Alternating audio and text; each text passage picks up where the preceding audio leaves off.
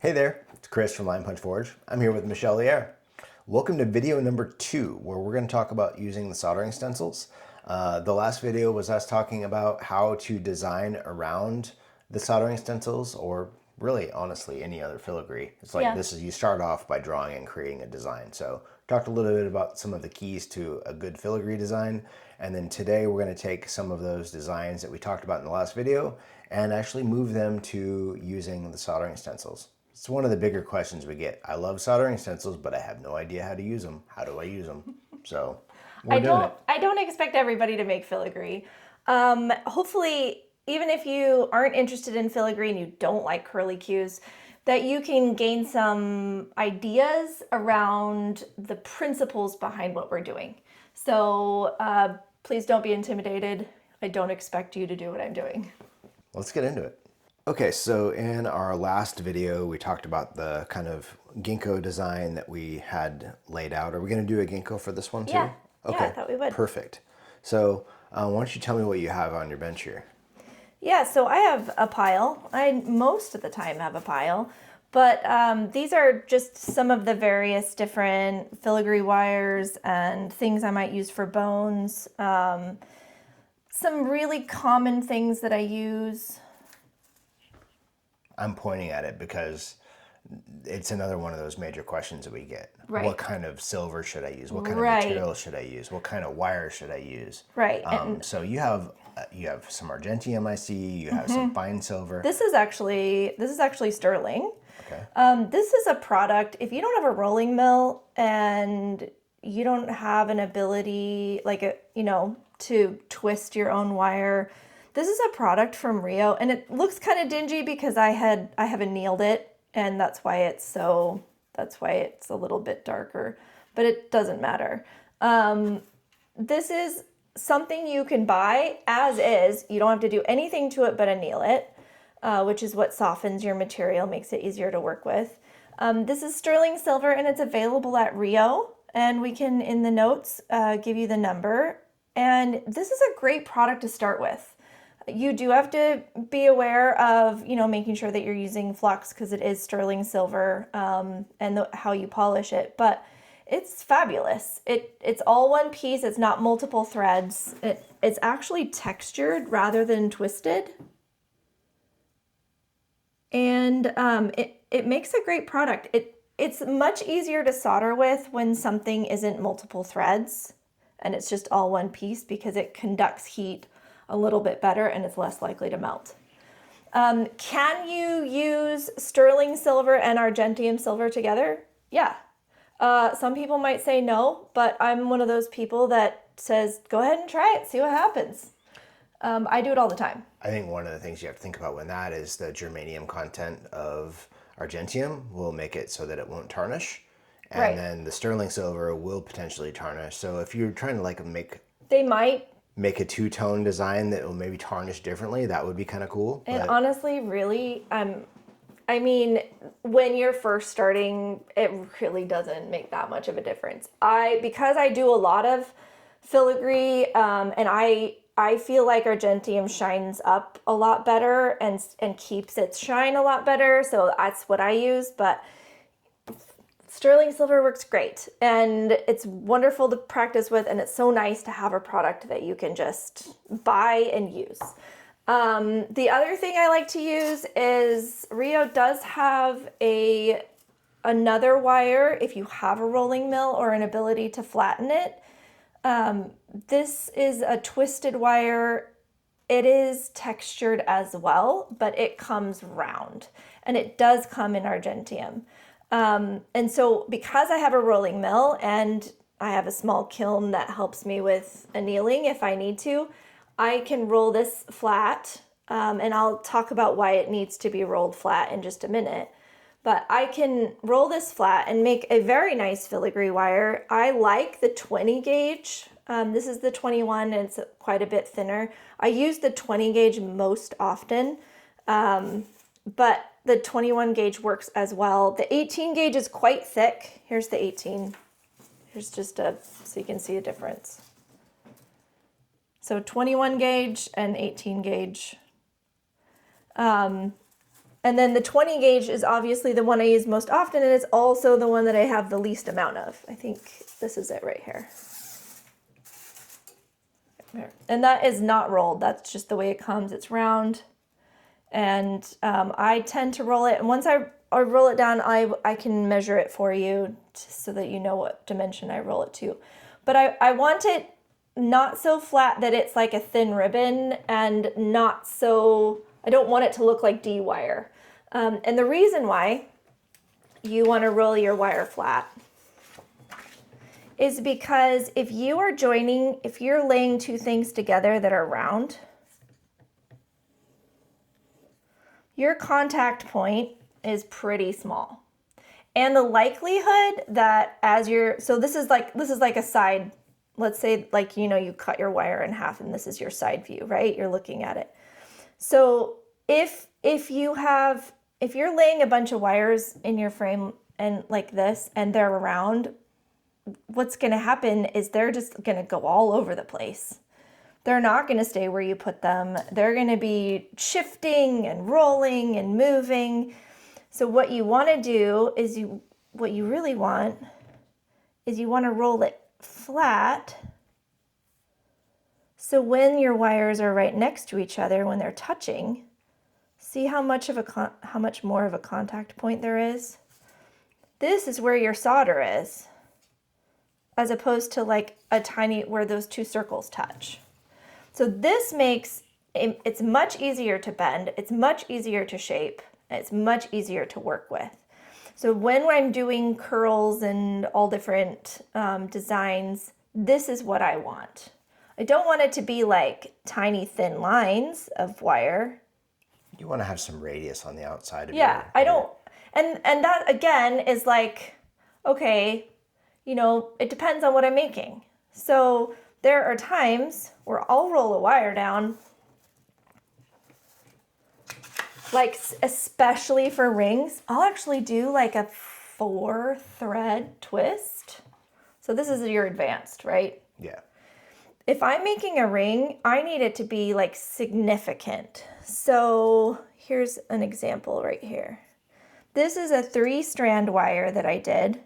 And the reason why I want to do a 3-strand rather than just using thicker wire to begin with is because I still want the really fine textured look.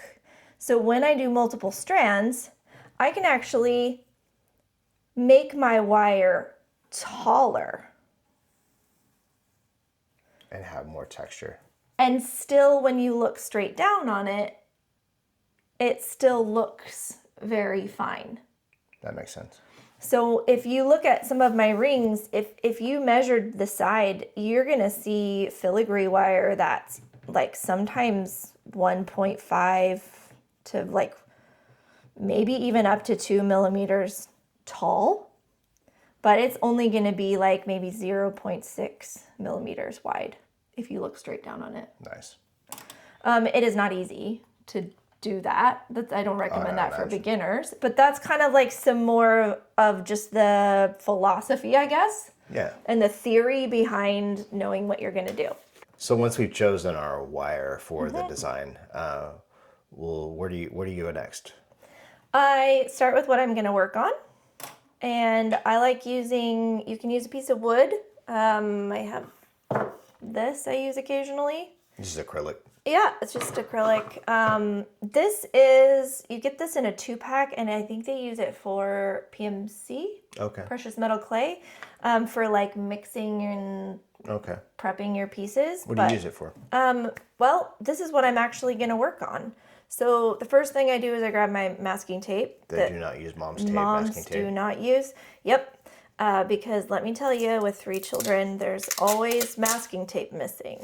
This is plain old masking tape. It is a paper tape. If you're in an area that doesn't have something called masking tape, find something that's not made of plastic. Find something that's made of paper, maybe some kind of washi tape. The blue tape has plastic in it for people who are wanting to ask You don't want that, because I'm actually going to leave some of this tape on the back of my piece when I solder.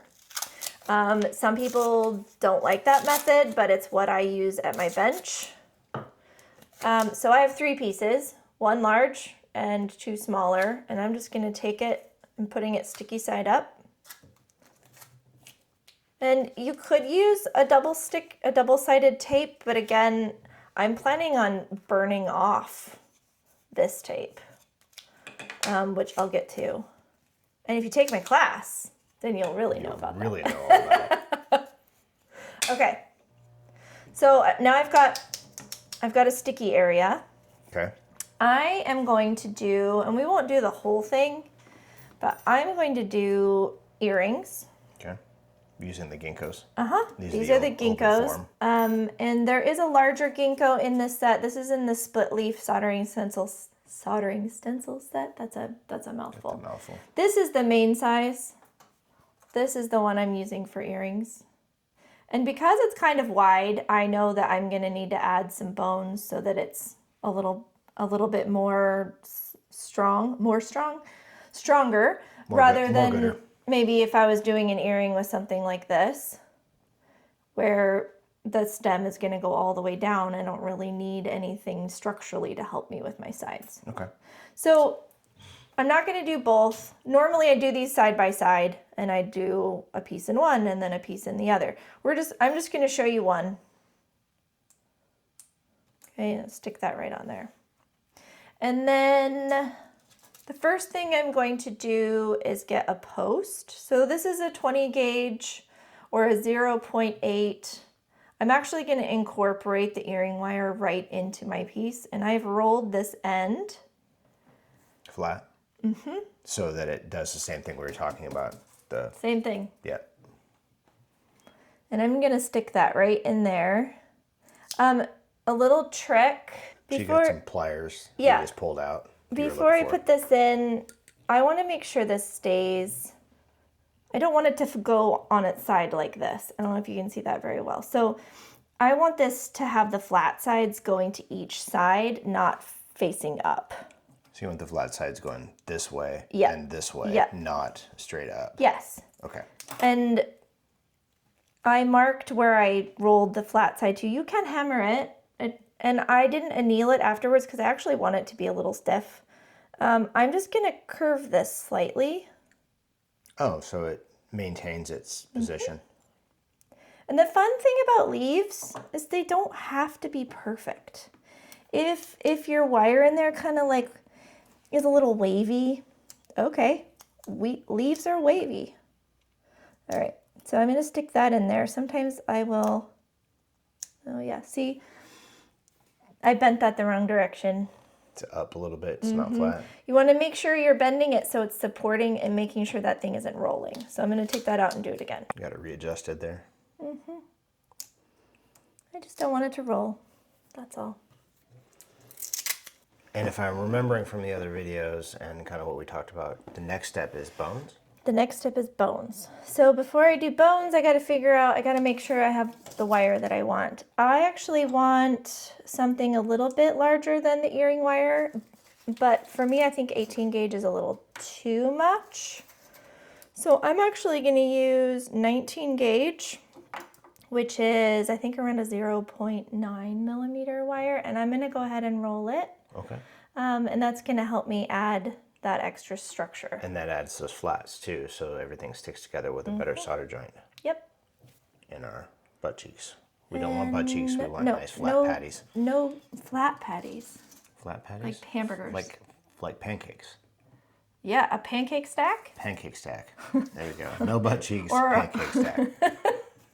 Okay, so we're at rolling mill. And what's the science for you for the how thick you're gonna go here? Just kind of what looks right? Yeah, what I'm looking for, I don't want it too thin. I want it to be easy to bend. I guess it's just experience knowing. I think I'll do a little bit and then I'll look at it and be like, oh, and then I think I'm gonna take it down a little bit more. Would like it a little bit taller and a little thinner.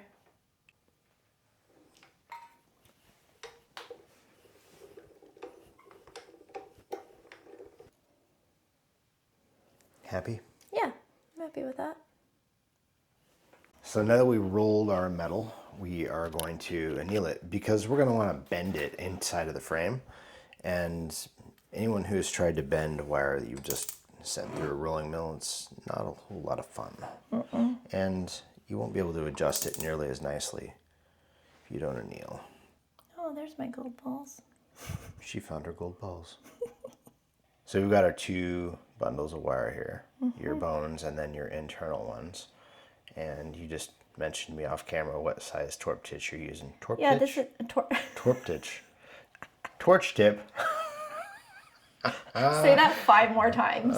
We're going to leave that in the video. So what size thing are you using there? What size thingamabobber? Yeah. Well, this is the Little Smith, and I'm using a size 7, which I think is actually the largest one. It doesn't really matter as long as your flame is pretty soft. Okay. If you're using a really small flame, you're going to have a really hard time not melting your wire. So I'm actually going to point it at the charcoal. And then what I'm looking for is do you see that flex? It starts to like change yellow color. Well, no, do you see it move? Oh yeah, the wire was wrapped tightly into kind of a coil there, and then as it kind of relaxes, it moves. I mean, if you really need to, you can turn your light off and that will help you. And if you have a kiln because you do other things, that's a fabulous way to anneal. This is Argentium, so I'm not gonna mess with it while it's hot, but it should be okay now. For those of you who don't know, Argentium is one of those metals that you don't want to touch while it's at that melting point, otherwise it crumbles. Even if it's at an annealing point, you don't even want to nudge it. No. I've had it in my kiln and had it cooling off from annealing and gone to like grab the wire and the whole thing just crumbles. Fun fact, the same element that they use to make it so that it won't tarnish is the same element that makes it crumble. Yeah, when it's germanium. Hot. Yeah. Also, if you quench in cold water instead of hot water, it can cause cracks. I didn't know that. Yep.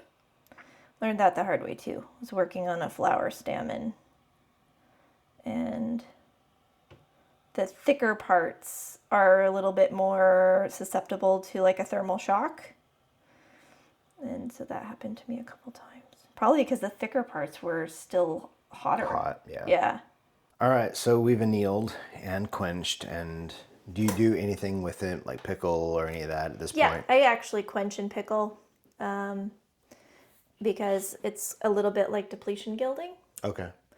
And then I quench it in water. Nice. So once you have your wire all flattened off so all the spaces can be soldered together like a stack of pancakes, we are gonna, if I were to guess, start working on our bones. Nice. Okay, so this is rolled to around a 0.6, and then close to like a 1.2-ish. So our bones are going to be about 1.2 for this design. Tall. That will change depending on what type of thing you're making. Yeah, like if I'm making a ring, I would want that to be probably a lot taller and slightly thicker. And then this is actually that 20 gauge Argentium twist wire that you can buy from Rio. So and this is nothing special. This is all, so right now, this is all nothing stuff. special. This is all Thanks, stuff that, Chris. You're welcome. Sorry. None of it is special. Sorry, Rio. It's nothing special, but it's something that you can buy straight made. It's not something that you twisted yourself or... No. Okay. And, you know, if you don't need, you can't buy twisted fine silver, which I would use for like a different technique, what I call like spun filigree, where it's like really like solid and you spin it in a circle and then you fit it into a space. I'm not doing any of that here, so none of this is fine silver, so I can actually find this product as long as I can roll it down or hammer it or however you manipulate your material. This is just under a 0.6 millimeter wide, and then it is just under a millimeter tall. This is for your fill-in wire. Yep. This stuff, okay. This is the glass. Perfect. For the... If we're using the stained glass, yes. Squirting a little little curl. Yep. I usually get the end, and then I'll use my fingers. Sometimes it's a little easier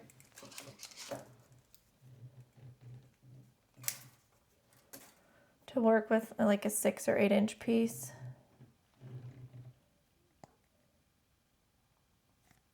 And since these are the bones, I don't want it to be really small. I want it to be a little bit open because I'm going to fill in areas around it. With the smaller stuff. So you can kind of just place it where you want it and get an idea of what you want to do. This is to me just like scribbling. Doodling, scribbling, sketching. It's a little, if you like Legos or jigsaw puzzles, you know, you don't have to do curls either. You could do, you know, you could do one large curl, or you could do straight pieces, or you could do just curved pieces even. You don't have to do it like this. This is my design. So I'm gonna do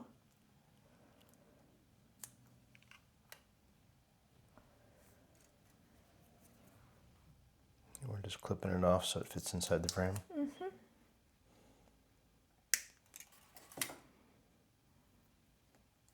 tweezers. These are your favorite double-aught These tweezers from Rio, Yep. made by a company called Blue Heron. Yep. These are just, yeah, they have enough strength on the sides that I can use them for shaping if I want to. I think I ordered like 30 pairs of tweezers to find the ones that I liked. Where's my other bones? So now that you have that one wire in there, basically Now I'm going to you're mirror it on the other side. mirror it on the other side, and then there's your first bone. Yep. There's a second bone in, and then basically you're just doing the same thing. You're going to make the space smaller, but I think one of the things that's really important for this is to making sure all the pieces that you're putting in have points of contact, so that when you flow your solder, you have everything kind of connect. And you know, just like drawing or painting or anything else, there's no real I think I like that. there's no real wrong way. You like what looks good to you. And the other thing I think is really important to remember is we never really learn anything from our successes. We always learn what we need to learn from our failures. So experimenting with what you want to do and the designs you want to try, it's okay to fail, because you at least glean some other type of information from that failure that allows you to move forward with a little bit more knowledge than before. Well, if you're like me, you say, sure, I can do that. And then you're like, actually, I've never done that in my life, so. We'll just fake it. I like that design. That looks really cool.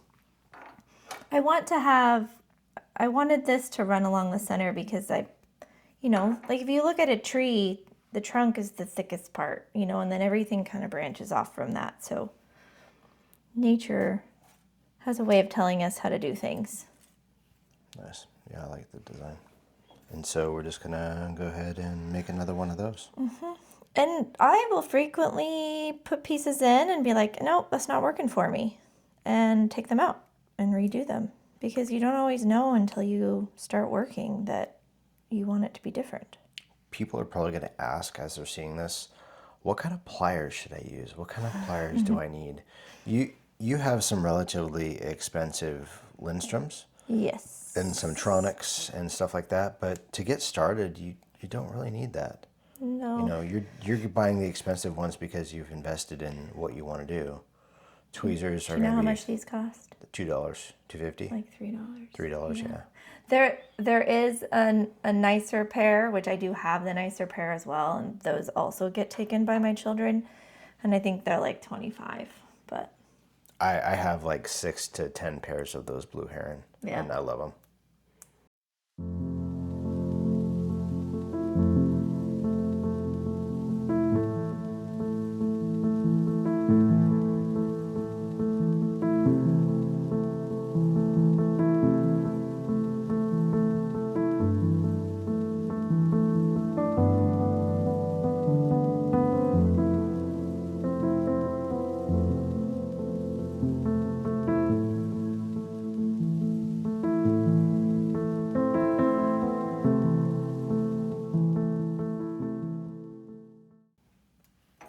reason why I like to have, oh, don't drop those.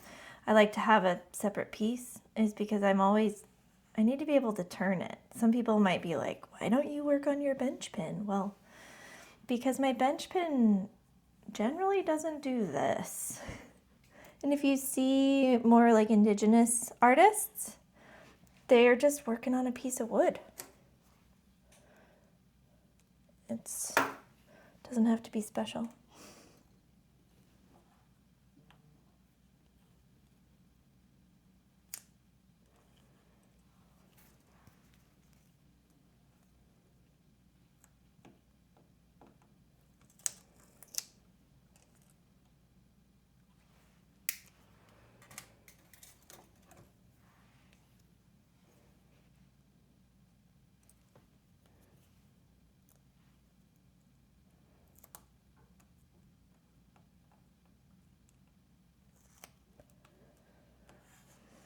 Just using the tweezers to help push it down.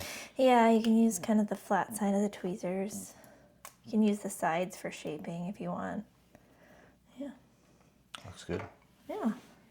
So I'm leaving these gaps, and you can either solder it like this or you can continue. A lot of people have trouble if they continue, sometimes they have trouble with not having pieces pop out. Okay. For me, what would I do? I'd probably keep going. But it's just a matter of, if I wanted to stop and kind of like, solder the bones together, sometimes that's helpful for people. It's confidence in the technique. Yeah. If you feel better breaking it into some other steps. If I was going to solder this right now, what I would do, I would peel the tape off carefully and then I'd cut around. You could even, because you don't have a ton of pieces in here, you could actually just peel each one off and reassemble on your soldering board if you wanted. There really isn't like one main way to do it.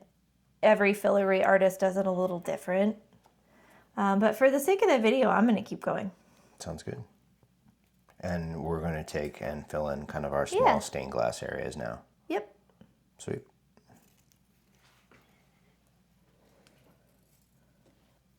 Are there common shapes that people use with filigree? Or is this kind of like we were saying before, it's just like sketching and what looks good to you? And I know that there are some recognizable shapes you can see in some traditional, depending on what country you go to and all that. But here, I see kidney bean shapes a lot that are like let's say make a circle, like you make a bunch of jump rings out of filigree wire, right? Yeah. Like large jump rings, and then and then you bend them in. You'll see this like in wrought iron gates. You'll see that shape a lot. You'll see S shapes. Like you'll see like large and then small. All sorts of things. I like to take my circle and then angle them in. Look like little leaves. Yeah, I call them sprouts. And then if you put them together, like if you put two of those together, what you end up having is like a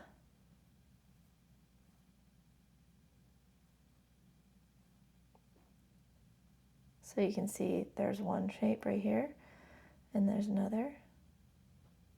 So if you put them back to back, and so if you fill an entire grid with pieces like that, it can look like just a whole bunch of leaf pattern shapes. That's cool. Almost like a mosaic. What are you thinking for this one? Are you going to kind of mimic the same pattern in a smaller design? Yeah, so when I do stuff like this, that's kind of more of like natural, botanical inspired, leaf inspired, I like to do opposites. So you can see I have it connected here and it's touching here, all my connection points. And I might put like a little granule in here and that will make that even stronger. But if I have everything going this way, I like to then do an opposing curl the other way. Okay. So that's And kinda I what we're like to thinking have here. it, like, I generally don't like start my wire from there. I mean, you could. I tend to kind of continue with this like flow, right? It's kind of like a fan out shape. And that to me is just intuitive, but other people's brains may not work like that, so they might not want to do it that way. Kind of wishing I had rolled this a little taller, but it's fine.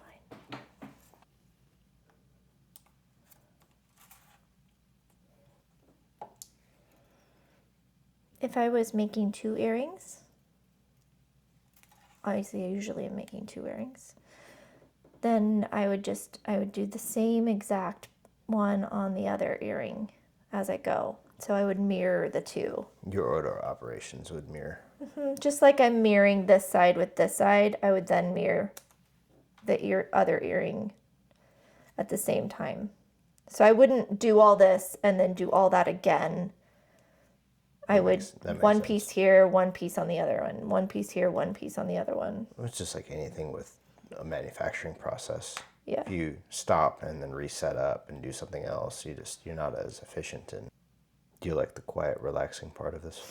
I'm usually listening to a book. And then you can kind of measure so that they can be more of the same.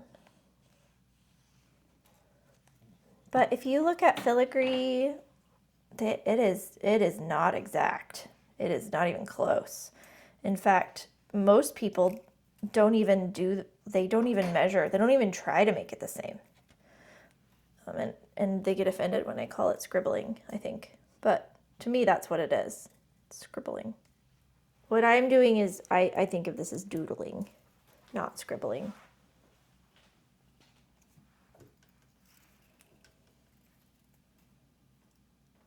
It's still a little bit. So this area is a little larger than this one over here, which is totally fine. I just have to adjust accordingly. This area is larger? This area is smaller. Oh, okay.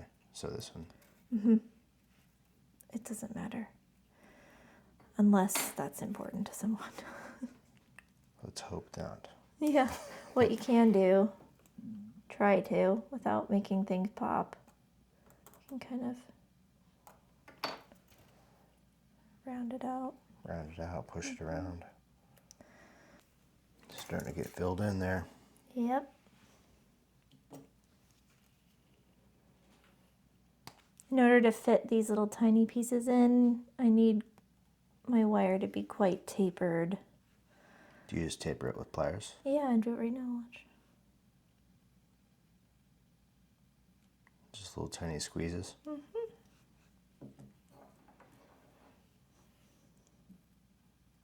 go this way. I actually think the small ones are the most fun.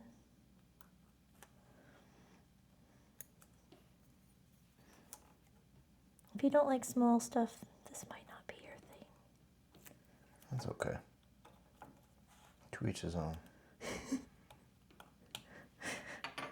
If you don't like filigree and jewelry, you can do filigree and metalwork and do gates and stuff. Yeah.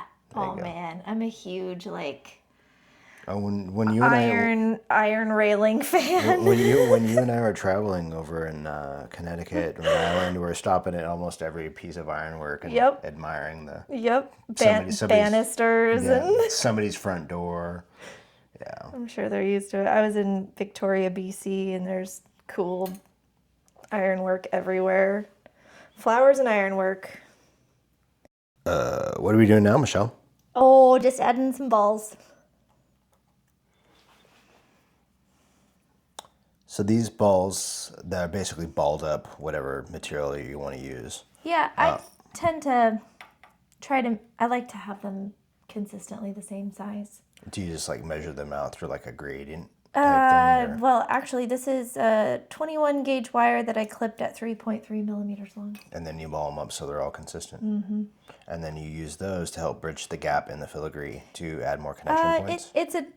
So it's a design thing, and it also gives you a little more strength because there's more connection points. Yeah. Sweet. So once we have those little granulations added in, we're Gonna solder it. solder. Sweet. And that will be in the next video. Where else do I want these? When you're, take a deep breath. What? No, I was talking about me. Oh. That was supposed to be internal monologue. But it wasn't internal. It was not. It was no. external. It was external. I included everybody in it. Do you have like a philosophy that you use for where you're placing these, kind of what looks best or where it needs more connection? It could be that, yeah. Or it could just be, it could be aesthetic because you like the way it looks. I like them there. Okay. That's all that matters. So it's a functional thing and a beauty thing, kind of rolled all into one. Yeah, that's kind of how I roll. Sweet. Okay, so all of our filigree is in the frame. I know this video took a little bit longer than the other ones. We wanted to keep it nice and short, but sometimes when you're doing this level of detail inside of a frame, you need a little bit longer video. So we're gonna cut it here, and now that we have everything in place, the next step is gonna be soldering. And in the next video, we're going to talk about how to cut it off this plate, how to move it over to the soldering station, and then kind of what you do next. You want to see how I move it over to the soldering station? Watch this. Watch this, hang on. Michelle's gonna work. It is now at the soldering station. Maybe we don't need a video for that. It looks like a butt cheek. That's gonna be a